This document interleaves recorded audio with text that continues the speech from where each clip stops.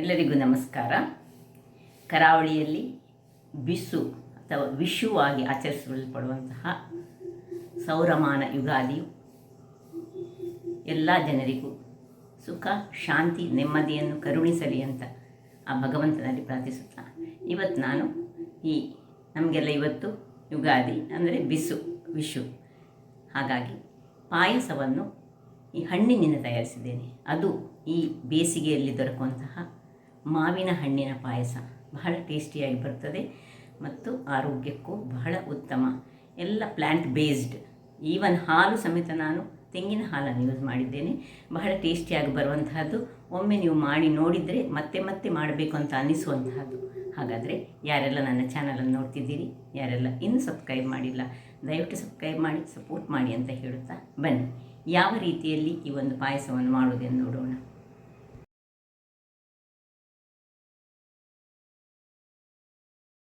ನಮಸ್ತೆ ಮಿತ್ರರೇ, ಎಲ್ಲರಿಗೂ ಬಿಸು ಹಬ್ಬದ ಶುಭಾಶಯಗಳು. ನಮಗೆ ಕರಾವಳಿಯ ಜನರಿಗೆ ಅಂದರೆ ಹೆಚ್ಚಾಗಿ ತುಳುನಾಡಿನವರು ಈ ಯುಗಾದಿ ಹಬ್ಬವನ್ನು ಇವತ್ತು ನಾವು ಆಚರಿಸುವುದು. ಇವತ್ತು ಸೂರ್ಯಮಾನ ಯುಗಾದಿ. ಹಾಗಾಗಿ ನಮಗೆ ಒಂದು ಬಹಳ ವಿಶೇಷವಾದ ದಿನ. ಈಗ ಬೇಕಾಗುವ ಸಾಮಗ್ರಿಗಳೇನಿಲ್ಲ. ಇವತ್ತು ನಾವು ಮಾವಿನ ಹಣ್ಣಿನ ಒಂದು ವಿಶೇಷವಾದ ಪಾಯಸವನ್ನು ಮಾಡ್ತಿದ್ದೇವೆ. ಯುಗಾದಿ ಹಬ್ಬಕ್ಕೆ ಒಂದು ವಿಶೇಷವಾದ ಪಾಯಸ, ಮಾವಿನ ಹಣ್ಣನ್ನು ಯೂಸ್ ಮಾಡಿ ಮಾಡುವಂತಹ ಪಾಯಸ. ಅದಕ್ಕೆ ನಾನು ತೆಂಗಿನ ತುರಿಯಿಂದ ತೆಂಗಿನ ಹಾಲನ್ನು ಮೊದಲಿಗೆ ತೆಗೆದುಕೊಳ್ತೇನೆ. ಅದರ ಮೊದಲು ನಾವು ಈ ಒಂದು ಸಾಬಕ್ಕಿ ಸ್ವಲ್ಪ ಹೊತ್ತು ನೀರಿನಲ್ಲಿ ಹಾಕಿಟ್ಟಿದ್ದೇನೆ, ತೊಳೆದುಕೊಂಡು ನೀರಿನಲ್ಲಿ ಹಾಕಿದ್ದೇನೆ. ಇದನ್ನು ನಾವು ಒಂದು ಕುಕ್ಕರಲ್ಲಿ ಹಾಕಿ ಒಂದು ವಿಸಿಲಲ್ಲಿ ಅದನ್ನು ತೆಗೆದುಕೊಳ್ಳೋದು. ಸ್ವಲ್ಪ ನೀರನ್ನು ಹಾಕ್ತೇನೆ. ಸೊ ಇಲ್ಲಿ ಕುಕ್ಕರ್ ಇಟ್ಕೊಂಡು ಇದನ್ನು ಉರಿಸ್ಕೊಳ್ಳೋಣ. ಬೇಕಿದ್ದರೆ ಒಂದು ಕಲ್ಲಿನಷ್ಟು ಉಪ್ಪನ್ನು ಸಹ ಈ ಒಂದು ಇದಕ್ಕೆ ಹಾಕ್ಕೊಳ್ಬೋದು. ಒಂದು ಕಲ್ಲಿನಷ್ಟು ಉಪ್ಪು ಹಾಕ್ಕೊಳ್ತಿದ್ದೇನೆ. ಸೊ ಇದಕ್ಕೊಂದು ವಿಸಿಲ್ ಇಟ್ಕೊಳ್ಳೋಣ. ಇಲ್ಲಿ ಸ್ವಲ್ಪ ತುಪ್ಪವನ್ನು ಹಾಕ್ಕೊಂಡು ನಾವು ಡ್ರೈ ಫ್ರೂಟ್ಸ್ ಯಾವುವು ಸಹ ಆಗ್ತದೆ, ಯಾವುದೇ ಒಂದು ಡ್ರೈ ಫ್ರೂಟ್ಸನ್ನು ನಾವು ತೆಗೆದುಕೊಳ್ಬೋದು, ಹುರಿದುಕೊಳ್ಳೋಣ. ಸೊ ನಾನಿವತ್ತು ಸ್ವಲ್ಪ ಕಾಜು ಹೆಚ್ಚಾಗಿ ತೆಗೆದುಕೊಳ್ತಿದ್ದೇನೆ. ಸ್ವಲ್ಪ ಇನ್ನೂ ಸಹ ತುಪ್ಪ ನಿಮಗೆ ಎಷ್ಟು ಬೇಕು ಅಷ್ಟು ತುಪ್ಪವನ್ನು ಹಾಕ್ಕೊಳ್ಬೋದು ನಾವು. ಸೊ ಇದು ಸ್ವಲ್ಪ ಫ್ರೈ ಆಗಲಿ. ಈ ಗೋಡಂಬಿ ಸ್ವಲ್ಪ ಕಲರ್ ಚೇಂಜ್ ಆಗುವಾಗ ಇದಕ್ಕೆ ನಾನು ಸ್ವಲ್ಪ ಗ್ರೇಪ್ಸ್ ಹಾಕ್ಕೊಳ್ತಿದ್ದೇನೆ. ಇವತ್ತು ನಾನು ಸ್ವಲ್ಪ ಗ್ರೇಪ್ಸ್ ಕಡಿಮೆ ಉಂಟು, ಹಾಗಾಗಿ ಸ್ವಲ್ಪ ಹಾಕಿದ್ದೇನೆ. ನೀವು ಎಷ್ಟು ಸಹ ಈ ಒಂದು ಇದಕ್ಕೆ ಎಷ್ಟು ಇದನ್ನು ನೀವು ಯೂಸ್ ಮಾಡ್ಕೊಳ್ಬೋದು. ಸಾಕು ಇಷ್ಟ ಆಗುವಾಗ ಇದನ್ನು ಇದರಲ್ಲಿ ಖಾಲಿ ತೆಗೆದುಕೊಳ್ಳೋಣ. ಈಗ ಇದೇ ತುಪ್ಪದಲ್ಲಿ ನಾವು ಸ್ವಲ್ಪ ಒಂದು 2 ಚಮಚದಷ್ಟು ಮಾತ್ರ ಸಾಕು. ಅಥವಾ ನೀವು ಕೈಯಲ್ಲಿ ಹೀಗೆ ಲೆಕ್ಕದಲ್ಲಿ ಬೇಕಿದ್ದರೆ ಹೀಗೆ ಹಾಕ್ಕೊಳ್ಬೋದು. ಒಂದು ಸಣ್ಣ ಮುಷ್ಟಿಯಷ್ಟು ಓಮಸಲ್ಲಿಯನ್ನು ನಾನು ಹಾಕ್ಕೊಳ್ತಿದ್ದೇನೆ. ಸೊ ಇದು ಸ್ವಲ್ಪ ಫ್ರೈಡ್ ಓಮಸಲ್ಲಿ, ಅದರಿಂದಾಗಿ ಸ್ವಲ್ಪ ಬಿಸಿ ಆದರೆ ಸಾಕು. ಇಷ್ಟನ್ನು ಒಂದೇ ನಿಮಿಷ ಸಾಗುವುದು, ಹೆಚ್ಚು ಇದಾಗೋದು ಬೇಡ. ಸೊ ಇದು ಆಫ್ ಮಾಡ್ಕೊಳ್ತಿದ್ದೇನೆ. ಇದು ಒಂದು ವಿಸಿಲ್ ಆಯಿತು. ಇದನ್ನೀಗ ತಣ್ಣಗಾಗಲಿಕ್ಕೆ ಸೈಡಲ್ಲಿ ಇಟ್ಕೊಳ್ಳೋದು. ಇಲ್ಲಿ ನಾನು ಮೊದಲಿಗೆ ತೆಂಗಿನ ಹಾಲನ್ನು ರೆಡಿ ಮಾಡ್ಕೊಳ್ತಿದ್ದೇನೆ. 2 ದಪ್ಪ ಹಾಲು ಮತ್ತು ತೆಳು ಹಾಲು ಎರಡನ್ನು ಸಹ ನಾನು ನಿಮಗೆಲ್ಲರಿಗೂ ಗೊತ್ತಿರೋ ಹಾಗೆ ತೆಂಗಿನ ಹಾಲನ್ನು ಹೇಗೆ ಮಾಡೋದು ಅಂತ ಗೊತ್ತುಂಟು. ಸೊ ಇದಕ್ಕೆ ಸ್ವಲ್ಪ ಬಿಸಿ ತಣ್ಣಗಾದ ನೀರು ಅಥವಾ ಬಿಸಿ ನೀರು ಹಾಕ್ಕೊಂಡು ಸಹ ಮಾಡ್ಕೊಳ್ಬೋದು. ಸೊ ಇದನ್ನು ಹಾಕ್ಕೊಂಡು ನೀರು ಹಾಕ್ಕೊಂಡು ಹಾಲು ತೆಗೆದುಕೊಳ್ತೇನೆ. ವೀಕ್ಷಕರೇ, ತೆಂಗಿನ ಹಾಲನ್ನು ತೆಗೆದು ತಂದೆ. ದಪ್ಪ ಹಾಲು ಇಲ್ಲಿ ಉಂಟು, ತೆಳು ಹಾಲು ಇಲ್ಲಿ ಉಂಟು. ಈಗ ಇಲ್ಲಿ ಈ ಮ್ಯಾಂಗೋ ಕಟ್ ಮಾಡ್ಕೊಳ್ಳೋಣ. ಮ್ಯಾಂಗೋ ಕಟ್ ಮಾಡಿಕೊಂಡು ಅದರ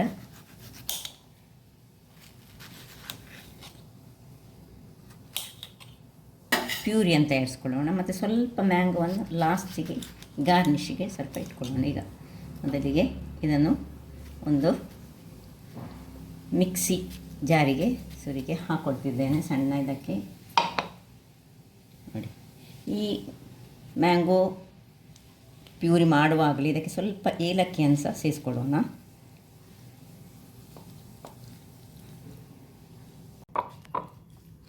ಇಲ್ಲಿ ನೋಡಿ 2 ಸೈಡ್ಸಿಂದ ಮಾವಿನ ಹಣ್ಣನ್ನು ಸಹ ನಾನು ತೆಗೆದುಕೊಂಡೆ. ಸೊ ಈಗ ಇದಕ್ಕೆ ಚೂರು ನೋಡಿ ಇದರಲ್ಲಿರುವ ಸ್ವಲ್ಪ ಭಾಗವನ್ನು ಸಣ್ಣ ಸಣ್ಣದಾಗಿ ಹೆಚ್ಚಿಟ್ಕೊಂಡು ಗಾರ್ನಿಷ್ ಇಟ್ಕೊಳ್ಳೋಣ.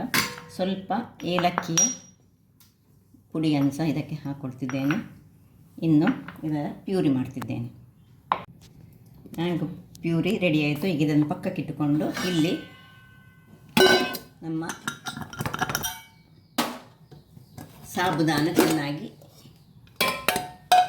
ಬೆಂದಿದೆ. ಈಗ ಸಾಬುದಾನವನ್ನು ಇದಕ್ಕೆ ಹಾಕೊಳ್ಳೋಣ. ಎಲ್ಲ ಹಾಕೊಂಡ ಮೇಲೆ ಇನ್ನು ಏನು ನಾವು ಫ್ರೈ ಮಾಡಿದ್ದೇವೆ ವಾಮ್ಸ್ ಎಲೆಯನ್ನು ಸಹ ಇದರೊಳಗೆ ಹಾಕೊಳ್ತಿದ್ದೇನೆ.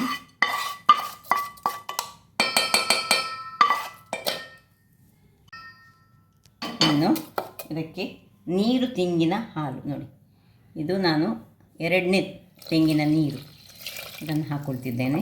ಉಪ್ಪು ಆಲ್ರೆಡಿ ನಾವು ಏನು ಮಾಡಿದ್ದೇವೆ, ಈ ಸಾಬುದಾನ ಬೇಯಿಸುವಾಗ ಹಾಕಿದ್ದೇವೆ. ಸೊ ಈಗ ಇದನ್ನು ನಾವು ಒಲೆ ಮೇಲೆ ಇಟ್ಟುಕೊಂಡು ಮುಚ್ಚಳವನ್ನು ಮುಚ್ಚಿಕೊಂಡು ಬೇಯಿಸ್ಕೊಳ್ಳೋಣ. ವೀಕ್ಷಕರೇ, ಇಲ್ಲಿ ಒಳ್ಳೆ ಕುದಿ ಬಂತು. ನಡುವಲ್ಲಿ ಸ್ವಲ್ಪ ಕೈ ಆಡಿಸ್ತಾ ಇರಬೇಕು, ಇಲ್ಲದಿದ್ದರೆ ಅದು ತಳ ಹಿಡಿಯುವ ಚಾನ್ಸ್ ಇರ್ತದೆ. ಈಗ ಇನ್ನು ಸ್ವಲ್ಪ ನನ್ನ ಹತ್ರ ಇರುವಂತಹ ತೆಳು ಹಾಲನ್ನು ಇದಕ್ಕೆ ಸೇರಿಸ್ಕೊಳ್ತಿದ್ದೇನೆ. ಇನ್ನು ಸಕ್ಕರೆ ಅಥವಾ ಬೆಲ್ಲ ನಿಮಗೆ ಯಾವುದು ಬೇಕು ಅದನ್ನು ತುಂಬ ಹಾಕ್ಕೊಳ್ಳಿಕ್ಕೆ ಹೋಗಬೇಡಿ, ಯಾಕೆಂದರೆ ನಮ್ಮ ಮಾವಿನ ಹಣ್ಣಿನ ಪ್ಯೂರಿ ತುಂಬ ಸಿಹಿ ಇರ್ತದೆ. ಅದರಿಂದಾಗಿ ಇಷ್ಟು ಬೆಲ್ಲ ಸಾಕು ನಿಮಗೆ. ಬೆಲ್ಲದ ಹುಡಿ ಆದರೆ ಬೆಲ್ಲದ ಹುಡಿಯನ್ನು ಯೂಸ್ ಮಾಡ್ಕೊಳ್ಬೋದು, ಯಾವ ಸಾಕ್ತದೆ. ಇದನ್ನು ಹಾಕ್ಕೊಂಡು ಸ್ವಲ್ಪ ಬೆಲ್ಲ ನೀರಾಗೋ ತನಕ ಇದನ್ನು ಮುಚ್ಚಿಟ್ಟುಕೊಳ್ಳೋಣ. ವೀಕ್ಷಕರೇ ನೋಡಿ, ಒಳ್ಳೆ ಕುದೀತಾ ಉಂಟು. ಬೆಲ್ಲ ಹಾಕಿದ ಮೇಲೆ ಸ್ವಲ್ಪ ದಪ್ಪ ಆಯಿತು ನೋಡಿ. ಈಗ ಇಷ್ಟು ದಪ್ಪ ಆಗುವಾಗ ನಾವು ಇದಕ್ಕೆ ಬೇಕಿದ್ದರೆ ಸ್ವಲ್ಪ ನೀರನ್ನು ಸಹ ಸೇರಿಸ್ಕೊಳ್ಬೋದು. ಇನ್ನು ಸ್ವಲ್ಪ ನೀರು ಸೇರಿಸ್ಕೊಂಡು, ಯಾಕೆಂದರೆ ಮತ್ತೆ ನಮಗೆ ಪ್ಯೂರಿ ಹಾಕಲಿಕ್ಕೆ ಉಂಟು, ಅದಕ್ಕೆ ತುಂಬ ದಪ್ಪವಾದದ್ದು ಬೇಡ. ಸಾಬುದಾನದಿಂದ ಕೂಡಲೇ ಅದು ದಪ್ಪವೇ ಆಗ್ತದೆ. ಈಗ ಹುರಿದಿಟ್ಕೊಂಡಂತಹ ಕ್ಯಾಶ್ಯೂ ನಟ್ಸ್, ಅದರೊಟ್ಟಿಗೆ 1 ಏಲಕ್ಕಿ, ಇನ್ನೊಮ್ಮೆ ಗುದ್ದಿಕೊಂಡು 1 ಏಲಕ್ಕಿ, 1 ಲವಂಗ, ಅದನ್ನು ಸ್ವಲ್ಪ ಗುದ್ದಿ ಅದಕ್ಕೆ ಹಾಕೊಳ್ಳೋಣ.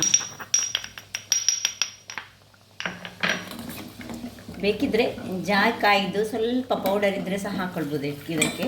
ಯಾಕೆಂದರೆ ಮಾವಿನ ಹಣ್ಣಿನ ಪಾಯಸ ತಯಾರಿಸುವಾಗ ನಾವು ಸ್ವಲ್ಪ ನಮ್ಮ ಆರೋಗ್ಯಕ್ಕೆ ಬಹಳ ಉತ್ತಮವಾದ ಜಾಯಿಕಾಯಿಯ ಇದು ಮತ್ತು ಪೌಡರ್ ಮತ್ತು ಈ ಲವಂಗ, ಏಲಕ್ಕಿ ಇವುಗಳನ್ನೆಲ್ಲ ಬಳಸಿದರೆ ಬಹಳ ಉತ್ತಮ. ಈಗ ನೋಡಿ ಒಳ್ಳೆ ಕುದಿ ಬರಲಿಕ್ಕೆ ಬಿಟ್ಕೊಳ್ಳೋಣ.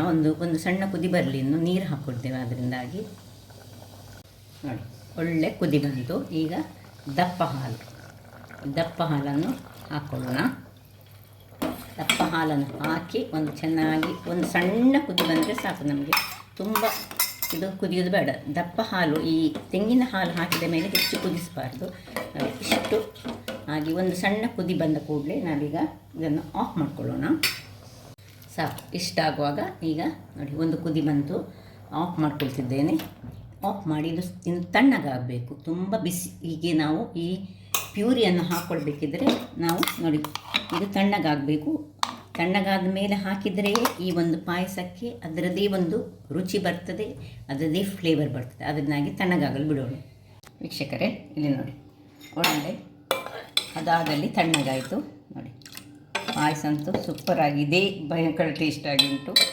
ಅದು ಸಹ ತೆಂಗಿನ ಹಾಲು ಹಾಕಿದರೆ ಹಾಗೆ ಪಾಯಸ ಯಾವಾಗಲೂ ಬಹಳ ಟೇಸ್ಟಿಯಾಗಿ ಬರುವುದು. ಈಗ ಈ ಪ್ಯೂರಿಯನ್ನು ಇದಕ್ಕೆ ಸೇರಿಸ್ಕೊಳ್ತಿದ್ದೇನೆ. 1 ಮಾವಿನ ಹಣ್ಣು ಇದ್ದರೆ ಸಾಕು, ಅದು ಸಹ ಮಾತ್ರ ಒಳ್ಳೆ ಕಷಿ ಮಾವಿನ ಹಣ್ಣು ತೆಗೆದುಕೊಳ್ಬೇಕು, ಬಹಳ ಚೆನ್ನಾಗಿ ಬರ್ತದೆ. ಈಗ ಚೆನ್ನಾಗಿ ಹೀಗೆ ಇದಕ್ಕೆ ತಿರುಗಿಸ್ಕೊಳ್ಳೋಣ. ಇನ್ನು ಇದನ್ನು ನಾನು ಒಂದು ಬೌಲಿಗೆ ಶಿಫ್ಟ್ ಮಾಡಿಕೊಡ್ತಿದ್ದೇನೆ. ಏನು ಚೆನ್ನಾಗಿ ಬರ್ತದೆ ಅಂತ ಹೇಳಿದರೆ ಸೂಪರ್ ಟೇಸ್ಟಿಯಾದ ಮಾವಿನ ಹಣ್ಣಿನ ಪಾಯಸ ರೆಡಿಯಾಗಿದೆ. ಒಮ್ಮೆ ಮಾಡಿ ನೋಡಿ, ನಿಮಗೆ ಗೊತ್ತಾಗ್ತದೆ. ನೋಡಿ ಉಳಿದಂಥ ಸಣ್ಣ ಸಣ್ಣ ಪೀಸ್ಗಳನ್ನು ಹೀಗೆ ಮೇಲೆ ಹಾಕ್ಕೊಂಡು ಸವಿದರೆ ಅದು ಸಹ, ಅಥವಾ ನೀವು ಬಳಸುವಾಗ ಈ ಪೀಸ್ಗಳನ್ನು ಹಾಕ್ಕೊಳ್ಬೇಕು. ಹಾಕಿ ಒಂದೊಂದು ಸೌಟಲ್ಲಿ ಹೀಗೆ ಕೊಟ್ಟರೆ ನೋಡಿ, ಹೀಗೆ ಕೊಟ್ಟರೆ ತಿನ್ನುವವರಿಗಂತೂ ಸ್ವರ್ಗ ಸುಖ ಅಷ್ಟು ಚೆನ್ನಾಗಿ ಬರ್ತದೆ. ಹಾಗಾದರೆ ನೋಡಿದ್ರಲ್ಲ ವೀಕ್ಷಕರೇ, ಬಹಳ ಒಂದು ರುಚಿಕರವಾದ ಹಾಗೂ ಈ ಸೀಸನ್ನಲ್ಲಿ ಮಾಡುವಂತಹ ನಮ್ಮ ಬಿಸುವಿನ ಸ್ಪೆಷಲ್ ಮಾವಿನ ಹಣ್ಣಿನ ಪಾಯಸ ರೆಡಿಯಾಗಿದೆ. ಹಾಗಾದರೆ ನನ್ನ ಈ ಕುಕಿಂಗ್ ಚಾನಲ್ ನಿಮಗೆ ಇಷ್ಟ ಆದರೆ ಬೋಳೂರು ಸೋನ್ ಚಾನಲನ್ನು ಲೈಕ್ ಮಾಡಿ, ಶೇರ್ ಮಾಡಿ ಹಾಗೂ ಸಬ್ಸ್ಕ್ರೈಬ್ ಮಾಡಿ ಹಾಗೂ ನನ್ನ ಇನ್ಸ್ಟಾಗ್ರಾಮ್ ಪೇಜನ್ನು ಫಾಲೋ ಮಾಡಿ. ಧನ್ಯವಾದಗಳು.